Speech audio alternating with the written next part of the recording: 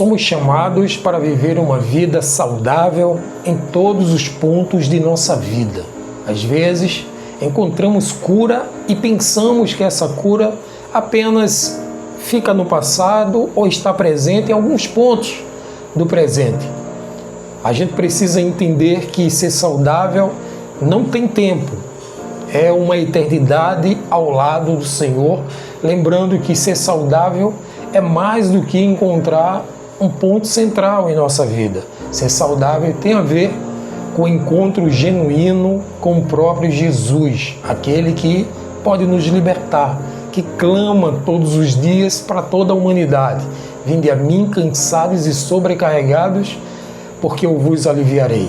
E tome sobre vós o meu jugo e aprendam de mim, porque sou manso e humilde de coração e encontrareis descanso para vossas almas. Por isso que hoje, nesta manhã, neste devocional, iremos tratar sobre saudável por toda a vida.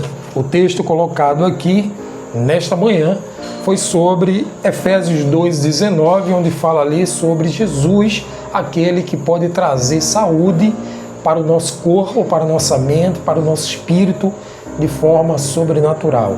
O texto diz: assim vocês não são mais estrangeiros e peregrinos, mas concidadãos dos santos e membros da família de Deus. Ou seja, somos chamados a viver edificados, fundamentados no próprio Senhor. Aqui o autor ele começa a narrar alguns textos bíblicos e alguns personagens, mostrando de fato que a solidificação está no Senhor Jesus. Por exemplo, quando ele fala lá do Salmo 127, ele mostra a vitória do Senhor, a vitória que o Senhor já garantiu por meio de Jesus para todos aqueles que creem e confiarem nele. Já em Ruth, ele mostra o socorro na amargura, em momentos de lamentações, de angústias, de dor. O Senhor é capaz de nos visitar e nos trazer de uma forma extraordinária o nosso socorro, porque Ele é o nosso socorro, Ele é a nossa bandeira, Ele é o nosso refúgio e o nosso baluarte. Ele fala também sobre Davi sendo uma bênção, né? Porque muitos filhos surgiram, mas apenas um trouxe para a herança de Davi algo que poderia transmitir para as demais nações, para as demais pessoas, o termo saudável. De fato, é a cura da alma, é a cura do espírito, é a cura do próprio corpo, porque Jesus, ele veio nos sarar. E aí, quando olhamos lá em Isaías 53, encontramos ali a promessa daquele que viria levar sobre si todas as nossas feridas, todos os nossos traumas, todos os nossos medos, todas as nossas angústias, e por isso nele somos mais que vencedores. Também ele fala aqui sobre Abraão, descendência abençoada por Deus, dos quais aí todos que viessem depois de Abraão, utilizando a fé que Abraão utilizou para servir esse Deus, também seria salvo pela pessoa de Jesus. E assim ele faz algumas comparações de algumas mulheres ao longo da história que foram desafiadas por alguma circunstância na sua vida, mas que encontraram vitória porque o poder de Deus se aperfeiçoou na sua fé, se aperfeiçoou na sua fraqueza, e por isso cada uma delas encontraram ali a vitória certa, porque significavam a fé pautada naquele que é o autor e o consumador da nossa fé, o próprio Jesus Cristo. E aí ele faz o alinhamento da origem da nossa saúde, que está no próprio Filho de Deus, aquele que foi prometido lá em Gênesis, mas que durante as épocas dos profetas foi profetizado e apontado que ele estava para nascer, e sobre os ombros de Jesus estava todo o poder, toda a autoridade. Jesus era um maravilhoso conselheiro, Deus forte, Pai da eternidade, príncipe da paz, o que foi prometido, e quando ele veio exatamente cumprir com isso que foi profetizado a seu respeito. Então note que Jesus era a grande herança de trazer, não só por um dia, por uma semana, por um mês ou por um ano, o saudável, aquilo que era rompedor, aquilo que era transformador para a vida de uma família.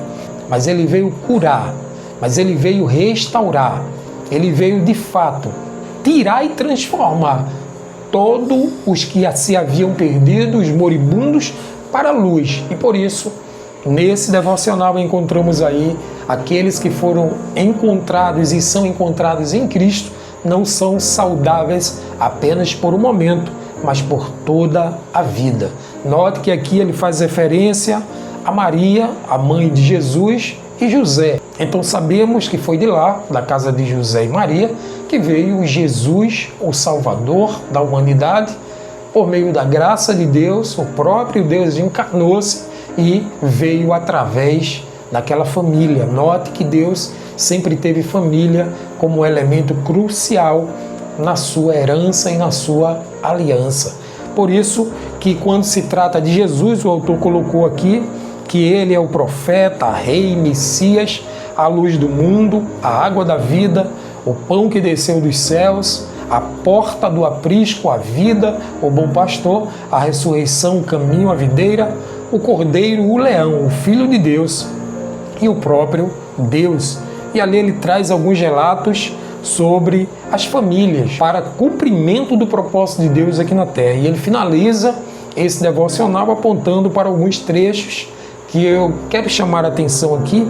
Ele fala de o encorajamento de você se alegrar, mas sobretudo se entregar com alegria diante do Senhor e para o próprio Senhor. Ele diz assim: entregue-se de corpo e alma a Jesus, pois devemos lembrar que, aí ele cita o versículo de João 1,12, não é isso? Mas a todos quantos receberam deles o poder de serem feitos filhos de Deus. Então você é concidadão agora dos céus. Você agora faz parte de uma grande família, uma família espiritual, porque se você aceitar a Cristo como Senhor e Salvador, que essa é a proposta, se entregando ao Senhor, você agora, mesmo estando nesse mundo, não faz parte deste mundo, porque tem algo muito maior à sua espera. A segunda proposta do autor, finalizando, é dizendo: e vivamos como ensina o Salmo 133, ou seja, viver em unidade, em união com os nossos irmãos, para se cumprir aquilo que de fato Jesus disse lá em João 17, que eles entendam e sejam um em mim, como eu também sou um em ti, Senhor. Então a proposta maior de Deus para a humanidade é relacionamento estreito por meio de Jesus, porque ele é o caminho estreito e a porta estreita que leva exatamente aquela porta apertada que nos leva até o próprio Deus. Em terceiro lugar, ele finaliza aqui dizendo: portanto, amem-se. A proposta aqui é exatamente do autor finalizando o grande amor, o amor que é o vínculo da perfeição, como proposto lá em Colossenses. E por fim, os motivos de oração que o autor traz aqui, o autor desse devocional: a oração pela conversão de alguns entes queridos e alguns familiares que ainda estão distantes do próprio Senhor. E o segundo pedido de oração, que na verdade é uma intercessão por aqueles que ainda formarão suas famílias para que vivam do modo que Deus deseja que eles vivam. Então vamos fazer esta oração e eu te convido agora a orar comigo com esses dois propósitos. Vamos juntos? Obrigado, Senhor, por esse momento, por essa oportunidade única, peculiar que o Senhor nos deu. Estamos aqui, Pai, louvando e adorando o Teu nome por aquilo que o Senhor é. Grande, eterno e poderoso é o Senhor. Obrigado por enviar Jesus diante daquela cruz para morrer em nosso lugar, ressuscitando e levando sobre si todo o nosso pecado, culpa e dores.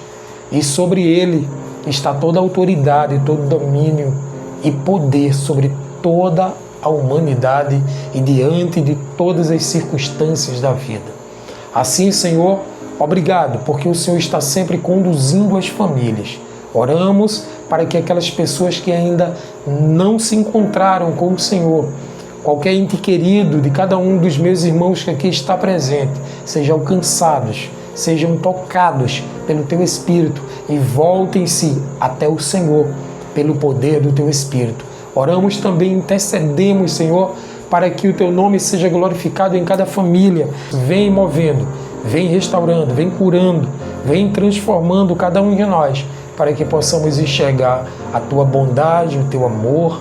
Assim nós te oramos, Senhor, e te agradecemos por tudo que o Senhor tem feito.